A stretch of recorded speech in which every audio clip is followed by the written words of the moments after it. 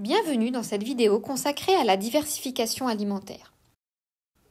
La diversification alimentaire peut commencer vers 4-6 mois, période à laquelle la muqueuse intestinale du nouveau-né est efficiente et joue son rôle de barrière.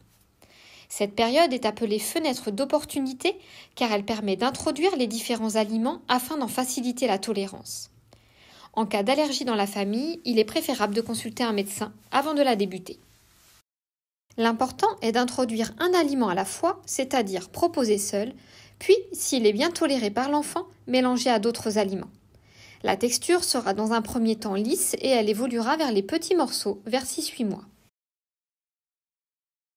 Les pots industriels ne présentent bien entendu aucun danger pour l'enfant puisqu'il existe une réglementation stricte en ce qui concerne les additifs et le choix des produits utilisés. Néanmoins, ils doivent rester occasionnels car des ingrédients discutables sont parfois ajoutés et ils sont souvent riches en pommes de terre ou en aliments à index glycémique élevé. Ils sont en outre beaucoup plus chers. En pratique, la diversification peut débuter par des purées de légumes verts cuits, puis de fruits cuits, que vous pouvez préparer à l'avance en petites quantités. La viande, le poisson, les œufs pourront être introduits vers 6 mois en commençant par 5 grammes par jour. Tous les aliments peuvent être introduits consécutivement durant la période des 4-6 mois, y compris les légumes secs, les fruits exotiques, les aliments contenant du gluten. Pensez aux légumes bio surgelés et aux purées bio 100% légumes auxquels vous pourrez ajouter les ingrédients nécessaires. Ne ressalez pas les préparations, mais ajoutez-y une matière grasse, de préférence une huile de colza bio pour sa teneur en oméga 3.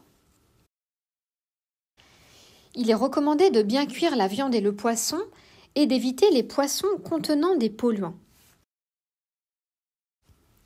Pour les desserts, privilégiez le 100% fruits sans sucre, les laitages nature ou peu sucrés, au lait entier, en évitant les produits au lait cru.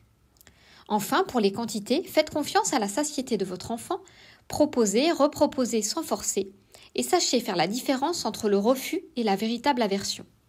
En effet, comme vous, l'enfant peut ne pas aimer un aliment. Si vous devez donner un petit pot tout prêt ou un plat préparé, choisissez plutôt les marques bio, Hip, Baby Bio et Good Goût. Il existe aussi une gamme pour les allergies chez Hip. Privilégiez un pot riche en légumes verts et évitez ceux avec du sel ajouté et de l'amidon modifié. Vous trouverez un comparatif nutritionnel de nombreuses préparations pour bébés dans le livre Le bon choix pour vos enfants et de nombreux conseils dans la brochure de Santé publique France. Pour terminer, n'hésitez pas à consulter un médecin, un pédiatre ou un professionnel de la nutrition si vous souhaitez un accompagnement plus personnalisé. Enfin, n'hésitez pas à consulter les sites 1000premiersjours.fr, mangerbouger.fr et lanutrition.fr. Merci d'avoir visionné cette vidéo.